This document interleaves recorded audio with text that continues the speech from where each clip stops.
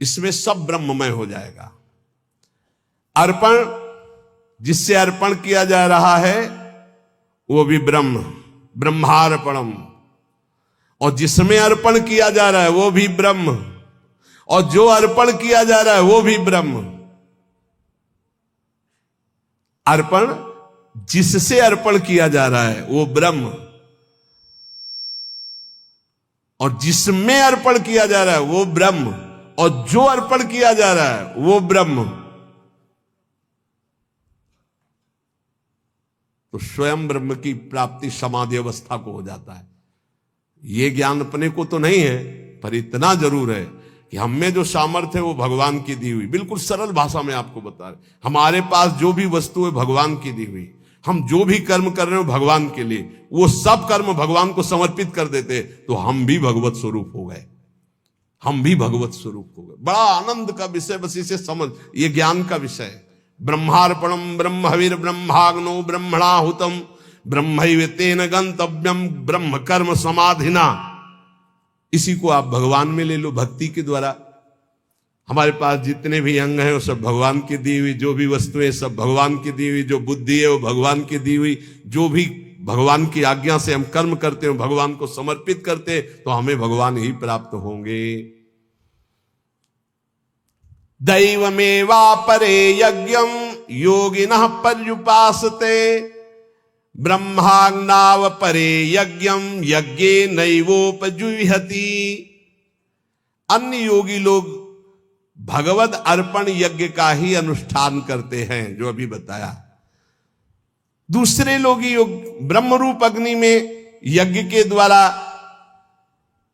जीवात्म स्वरूप से यज्ञ का हवन करते, ज्ञान एक भक्ति के द्वारा।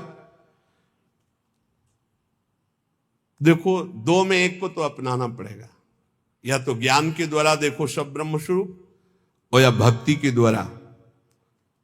तीसरा कोई उपाय नहीं इसमें, नहीं, ये कर्म बंधन भोगना पड़ेगा, इसलिए हम बार बार कह रहे हैं। अच्छा, जैसे आगे चलकर फिर अर्पण करना नहीं होता। अर्पण करना तब तक होता है जब तक अपना कुछ बकाया रह जाता है, फिर इसके बाद अर्पण कुछ बचा ही नहीं।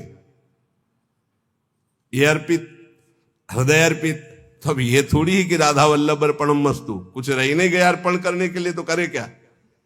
समझ पा रहे हो? अभी आपके पास है इसलिए अर्पण करो, उसमें ज्ञान मत लगाओ। हमारी बात समझना। और जिनको हमारी ये बात समझ में आ रही है, तो अब अर्पण करने की कोई बची ही नहीं बात। क्या? जैसे हमारा तन अर्पित है, हमारा मन अर्पित है, हमारा जीवन अर्पित है। अब इनके द्वारा जो अर्पित, वो उन्हीं का घर जाए, नौकर की कोई पेमेंट नहीं होती। समझ रहे हो? ये आत्मसमर्पण जिनका हृदय से हो गया, उनको कर्म समर्पण करने नहीं पड़ते कि श्री कृष्णार्पणम मस्तु, राधा वल्लभ अर्पणम मस्तु। यहां हो गया है सब अर्पण मस्तु।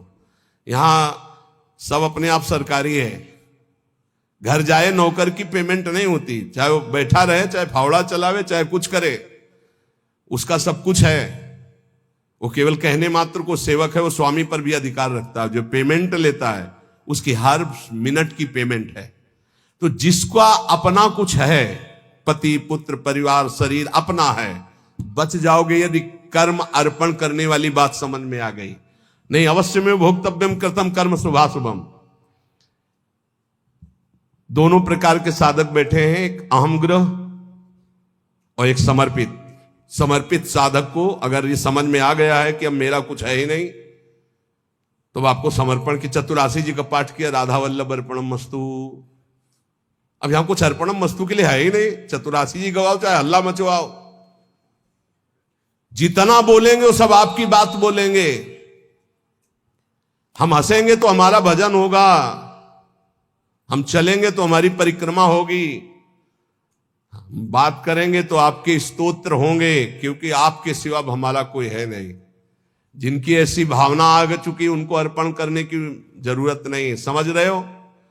और जिनको ये है, हे परमात्मा, हे भगवान, तो फिर अर्पण कर देना, क्योंकि अभी दूरी है।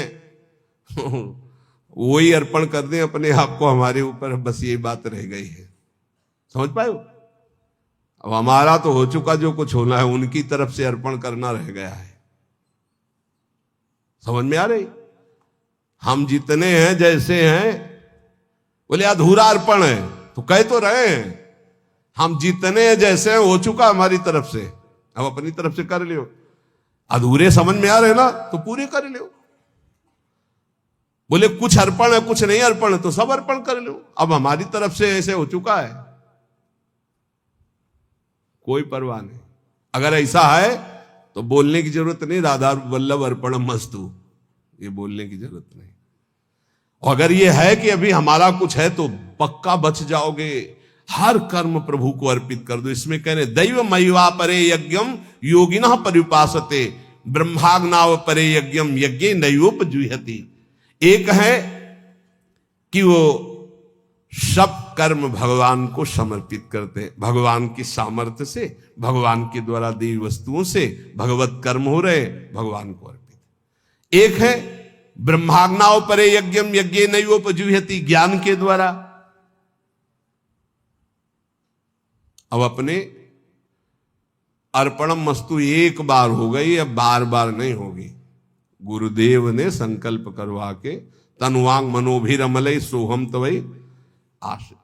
अब जैसे कोई आपसे कहे कि अधूरा अर्पण है इसीलिए अनुभव में नहीं आ रहा है, तो आपसे हम सलाह ले रहे हैं क्या? और अगर गुरु जी कह दे और श्री जी कह दे, तो अब उनसे भी कहना है कि जानते हो ना अधूरा है, आप भी जानते हो ना अधूरा है, तो पूरा कर लो। हमारा जितना होना था हो गया, आप कर, हमारी तरफ से अब काम खत्म। देख लो अंदर से, बिल्कुल हम वो बात कहते हैं जो मुक्त होना है, श्री जी से मिल जाना है। अपने ऊपर रखोगे तो पूरी जिंदगी भर परेशान रहोगे, वो खेलते रहेंगे, तुम्हारी तरफ नहीं देखेंगे। जब जान लेंगे ना ये कि अभी हो गया इसका जितना होना था, तो वो अपना प्रोसेस शुरू कर देंगे। शुरू करो प्रोसेस, बिल्कुल तैयार। वही पूरा सूरा, हम जैसे भी हैं आपके हैं, वही हुआ पूरा सूरा, वही बलवान हो गया, वही पूरा हो गया।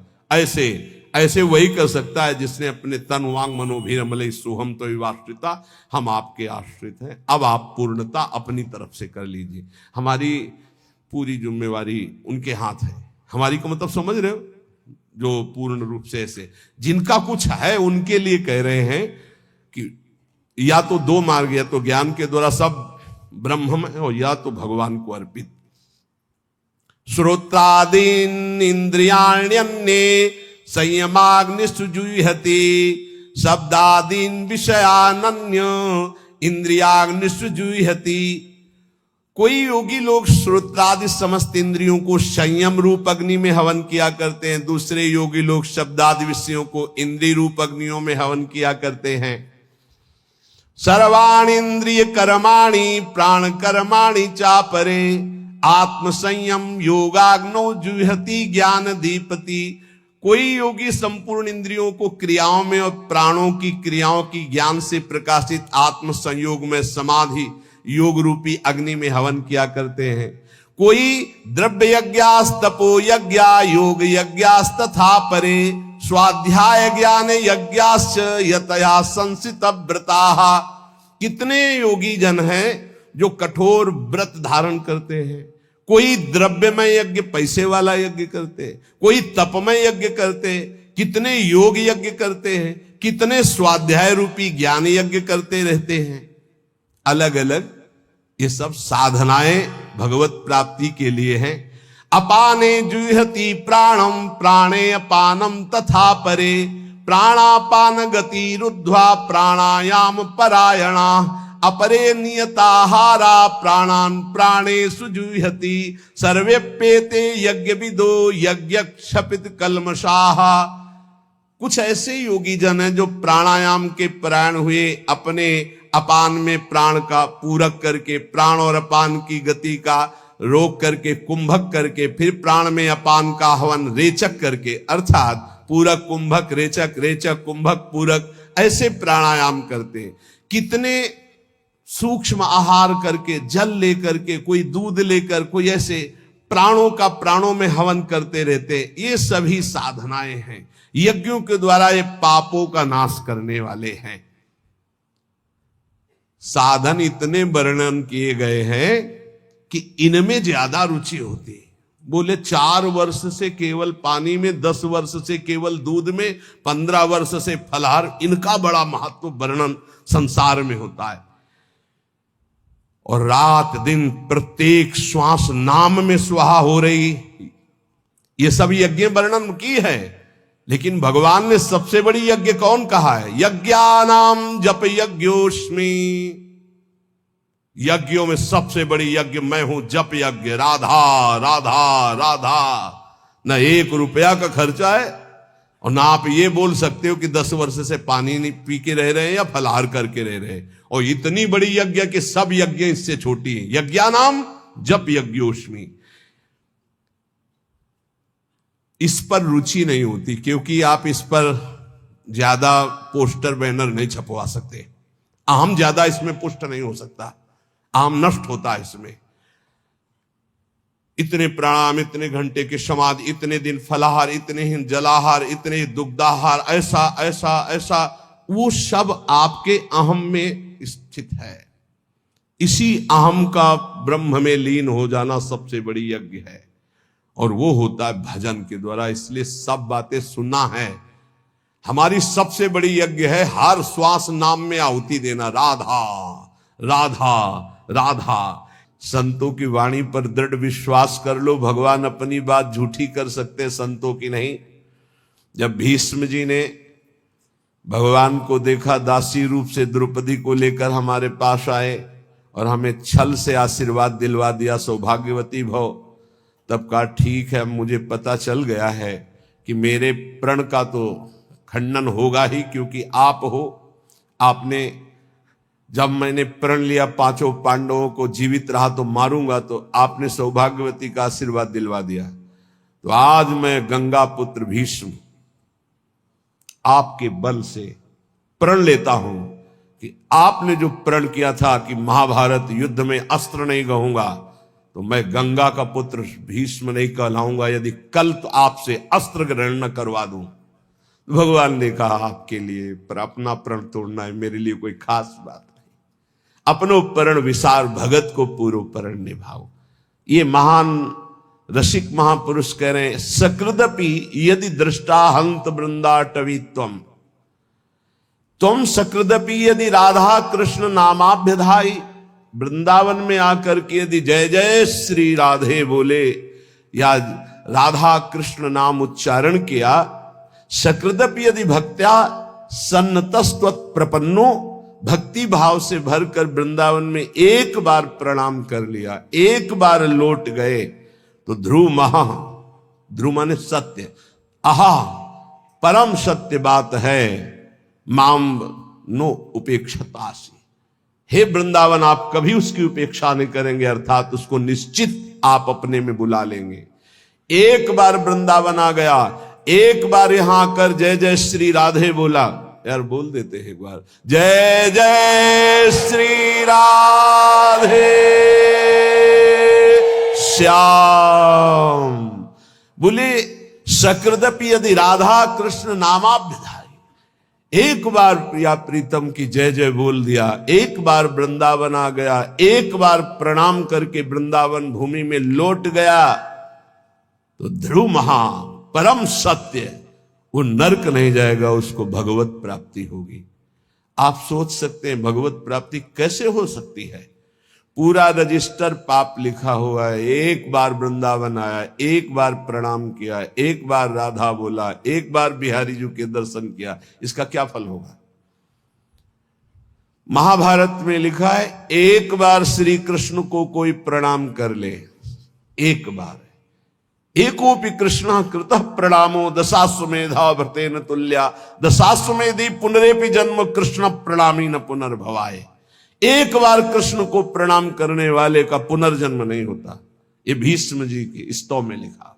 अब आप विचार करके देखो, जहां प्रिया प्रीतम विराजमान इस भूमि में लौट गया, रसिकों की चरण रज, प्रिया प्रीतम की चरण रज, एक बार बिहारी बिहारी जी को प्रणाम कर दिया, एक बार उनकी जय जयकार कर दिया, वो नरक नहीं जा सकता। श्रीपाद कह रहे, इसलिए वृंदावने सैक पदस्पृहोपि महत्तमानां श्रुतभाषितोपि विदन्नपि स्वार्थ विधाति सर्वं हाधिं न वृंदावनाश्रयामि। महापुरुषों के वचनों में भी तुम विश्वास नहीं करते हो। कैसा तुम्हारा जीवन है?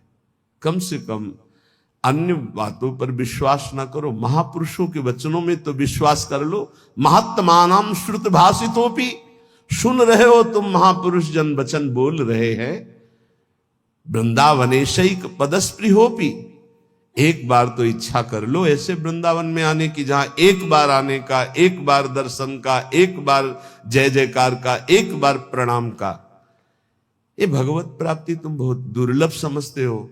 सबसे सरल है भगवत प्राप्ति, सबसे सरल। तो बोले बहुत बड़ी बड़ी तपस्याएं, बहुत कष्ट सहा जा रहा है, और आप कह रहे हैं बहुत सरल है। तुम्हें बाहरी दिखाई दे रहा कष्ट है। जो तप करता है उसे बड़ा सुख मिलता है। जो वैराग्यवान है उसको भोगी जन कष्ट देखते, लेकिन वैराग्यवान भोगी जनों को कष्ट में देख रहा है। कितने कष्ट में जल रहे हैं। तुम्हें वैराग्यवान कष्ट युक्त लग रहा है कि दिगंबर है या एक लंगूटी लगाए है, भूखा प्यासा है। उसको जो परमानंद है वो ब्रह्मा को भी नहीं है। वैराग्यवान को, फिर बोधवान को, फिर प्रेमी को तो बात ही क्या है। महत्तमानां श्रुत भाषितोपि, ये बड़े बड़े महापुरुष जो बोल रहे हैं उसे सुनो। जितने भी संबंधी हैं, जितने भी भोग पदार्थ है, जितना भी ऐश्वर्य है, ये परमार्थ को विध्वंस करने वाला है। परमार्थ को विदन्नपि स्वार्थ विधाति सर्वं हाधिं, धिक्कार है यदि आप अपने परमार्थ के नाश करने वाली क्रिया करते हो, परमार्थ के नाश करने वाली बातें देखते हो, सुनते हो, बोलते हो। तुम महापुरुषों की बातें सुनकर भी उनके आज्ञा में क्यों नहीं चलते हो? क्या आज्ञा?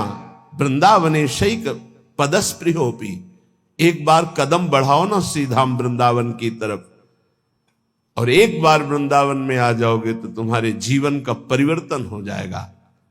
पर धिक्कार है, ये सब बातें सुनकर भी भगवत प्राप्ति की इच्छा नहीं जागृत होती। श्रीपाद कह रहे, दिव्यानेक विचित्र पुष्प फलवद वल्ली तरुणाम ततिर, दिव्यानेक मयूर कोकिल सुकाद्यानंद माद्यत खगः, दिव्यानेक सरासरित गिरिवरः प्रत्यग्र कुंजावली, दिव्या कांचन रत्न भूमिरपि मां वृंदावने मोहयत।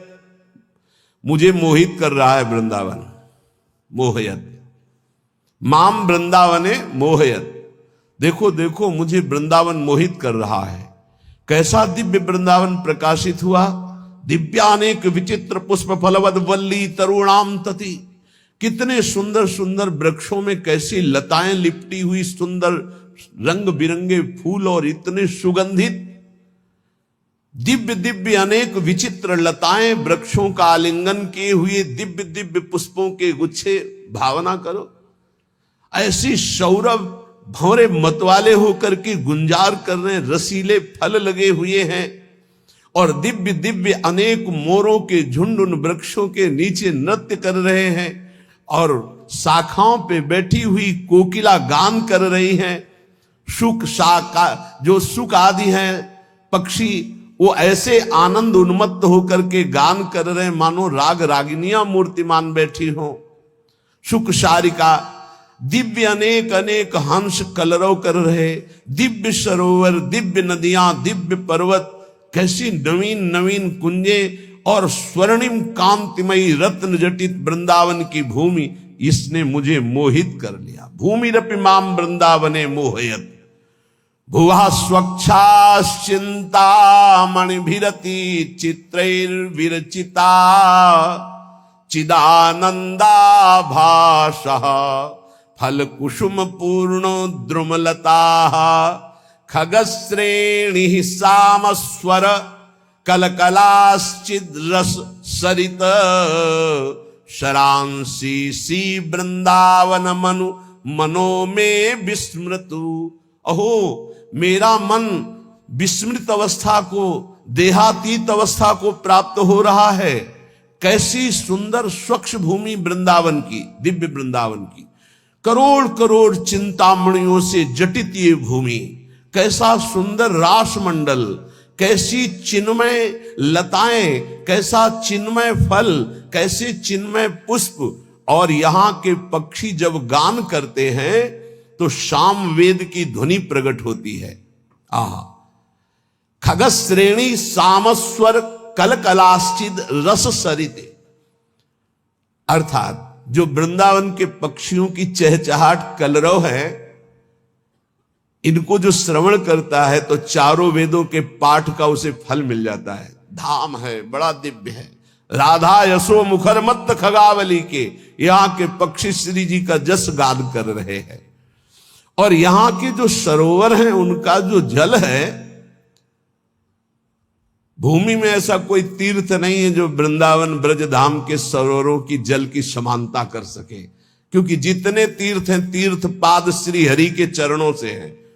और यहां तीर्थ पाद हरि जिन चरणों में नमन करते, प्रिया चरण रज जान के लुठत रसिक सिर मोर, वो लाडली जू का ये क्रीड़ा स्थल है वृंदावन, ये ब्रज भूमि। इसलिए श्रीपाद कितनी महिमा की बात कहे।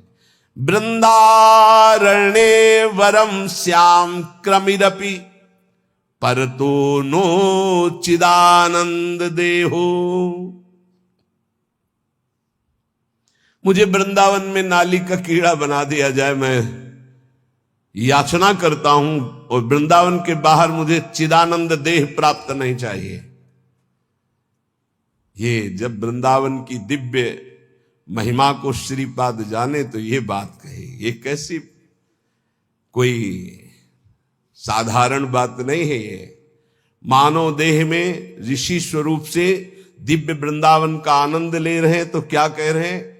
वृंदारण्ये वरम, मैं श्रेष्ठ मानूंगा, श्याम क्रमिरपि, यदि मुझे कीड़ा बना दिया जाए नाली का, परतरो न चिदानंद देहो, अन्यत्र मुझे चिदानंद देहधारी बना दिया जाए तो मुझे नहीं चाहिए। क्या है दिव्य वृंदावन की अनुपम महामाधुरी। श्री भट्ट देवाचार्य जी कह रहे हैं, यदि वृंदावन के बाहर मुझे हरि भी मिले तो मैं आंख उठा के नहीं देखूंगा। विपिन राज सीमा के बाहर हरि हूं को न निहार, रे मन वृंदा विपिन निहार। यद्यपि मिले कोटि चिंतामणि तऊ न हाथ पसार।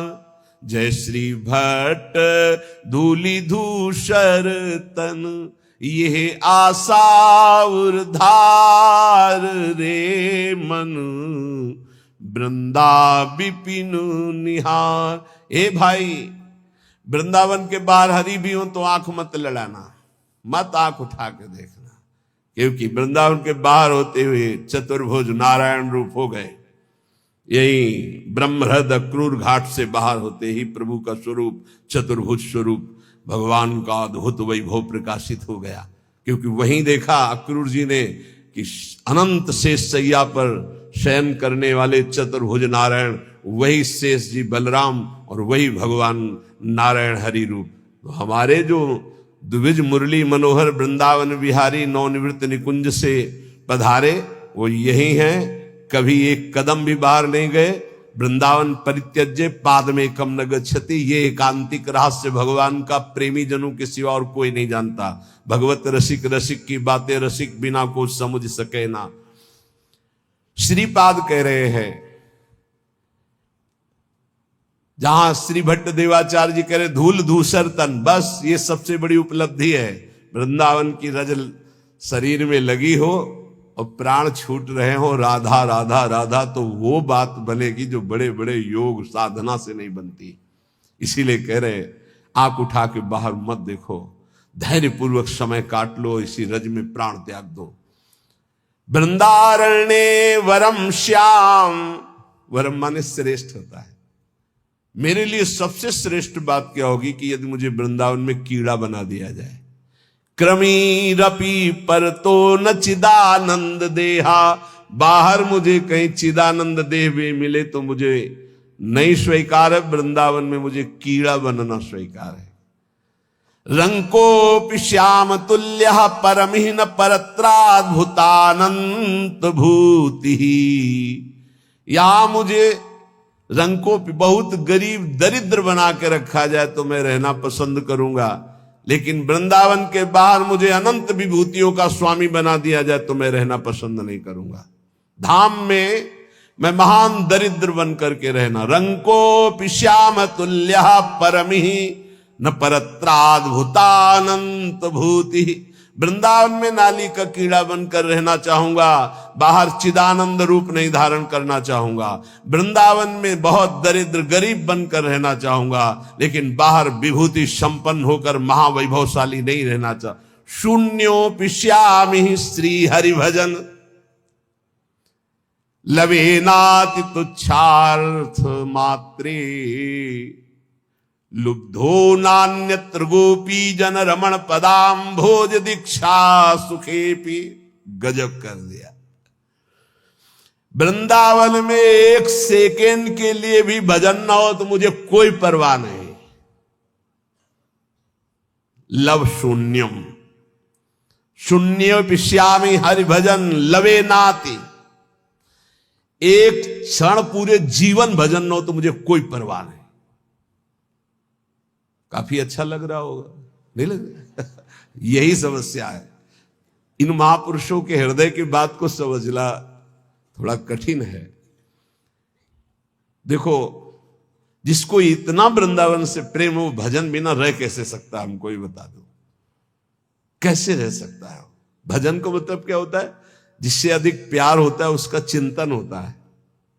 इनको वृंदावन से प्यार है तो वृंदावन की गोद में प्रिया प्रीतम खेल रहे हैं।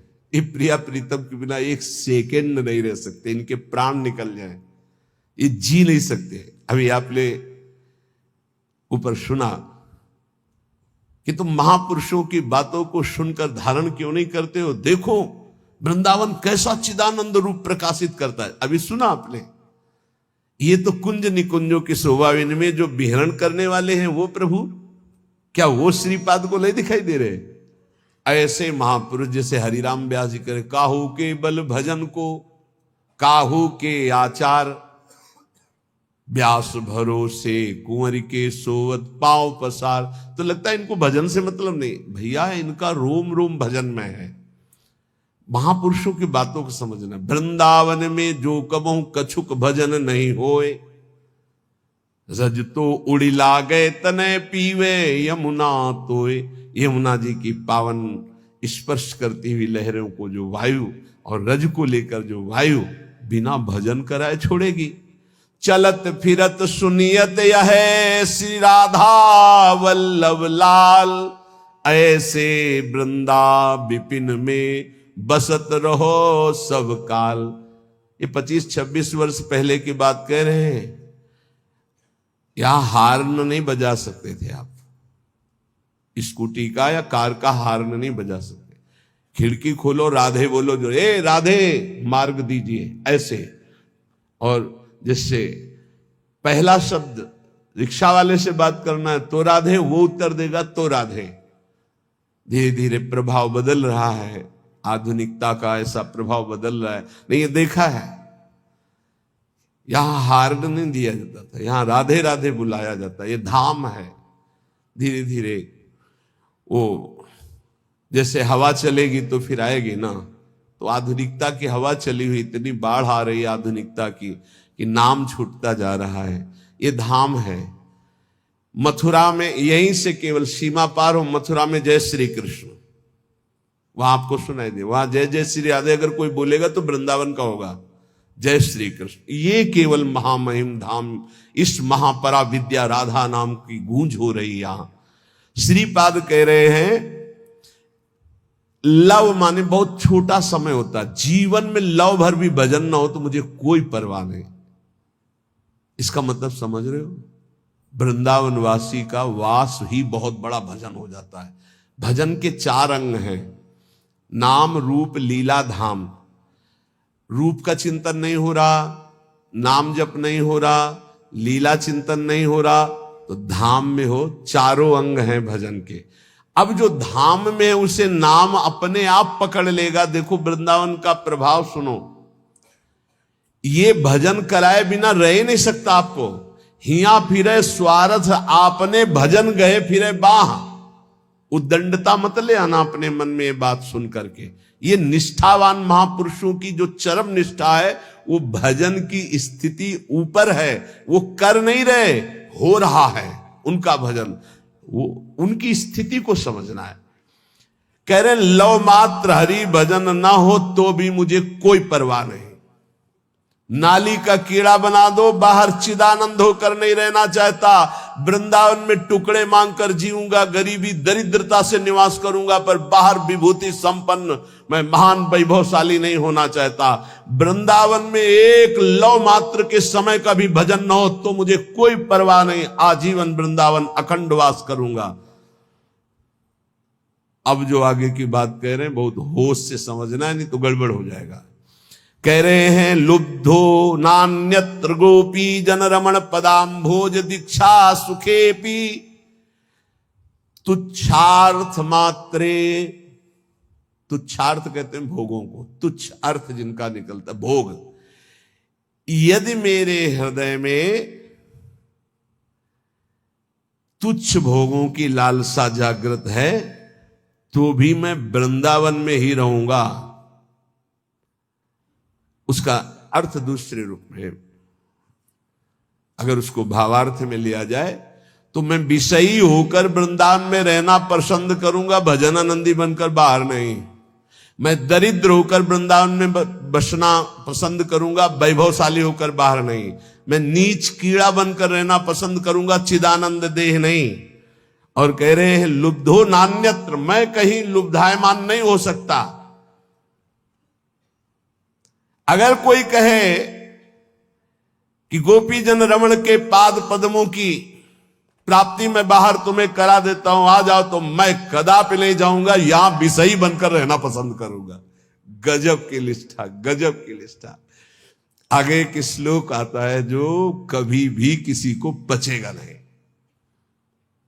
बहुत विचित्र कोटि निष्ठा वही होती जो विचित्र कोटि की होती है। श्री कृष्ण के प्रेम में उन्मत्त होकर मैं बाहर रहना नहीं चाहता, लेकिन वृंदावन में घोर विषयी बन करके भी मैं रहना चाहता हूं। और ऐसे महापुरुष है जो ब्रह्मबोध संपन्न है, जो भगवत प्रेम को प्राप्त महापुरुष है। ये भला ऐसा, ये कुछ है वृंदावन की ऐसी महामहिमा जिसमें श्रीपाद लुब्धायमान है। ध्रुवदास जी, श्री वृंदावन दास जी, हरिवंश महाप्रभु, प्रथम यथामति प्रणवो श्री वृंदावन तिरम्य श्री राधिका कृपा बिल, क्योंकि इसमें मेरी प्यारी जो विराजमान है।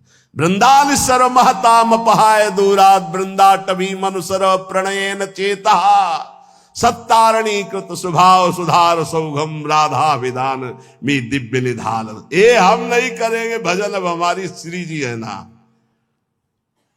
जिस दिन हमारी श्री जी ने देखा मेरे महल में पड़ा हुआ ये विषयी पुरुष है, उसी दिन ऐसा महाप्रेमी बना देंगी। बिल्कुल हिया फिरे स्वार्थ आपने भजन गहे फिरे बाह। और देश के बसत ही अधिक भजन हो, यही सम तो पूजत नहीं वृंदावन रहे सोए। कैसे कोई वृंदावन की महिमा को पार पा सकता है। और देश के बसत ही घटत भजन की बात, वृंदावन में स्वार्थ हो उलट भजन होए जात। बड़े भाग्यशाली जिनको ये महिमा सुनने को मिली और अपने हृदय में धारण किया। अगणित रवि कोटि प्रस्फुरत दिव्य भाति सकृदपि हृदय भातई शीतलानंद वृष्ट्या प्रशमित भवतापैर दुर्लभार्थान दुहदद्भिः परम रुचिर मां संख्य वृक्षई परितम। करोड़ करोड़ सूर्यों की सी कांति यहां के वृक्षों की डालों से प्रकट होती है। यहां सूर्य चंद्र का प्रवेश नहीं वृंदावन में, दिव्य वृंदावन में। भगवान कहते न तद्भासते सूर्यो न शशांको न पावकः यद गत्वा न निवर्तन्ते तद्धाम परमम मम। ये परम धाम सूर्य चंद्र अग्नि का प्रवेश ही नहीं है। बोले अगणित रवि कोटि, अगणित गिनती नहीं है ऐसे सूर्य और चंद्रमाओं जैसा प्रकाश वृंदावन की वृक्षों की शाखाओं से प्रकट हो रहा है। कैसा रमणीय वृंदावन, जहां हमारे प्रिया प्रीतम गलमैया दिए हुए चल रहे, कोई सखी छत्र लिए, कोई चवर लिए, कोई बाजत मृद मृदंग, नाचत सभय सुधंग, नृत्य करते हुए कोई आगे चल रहे, कोई मृदंग वीणा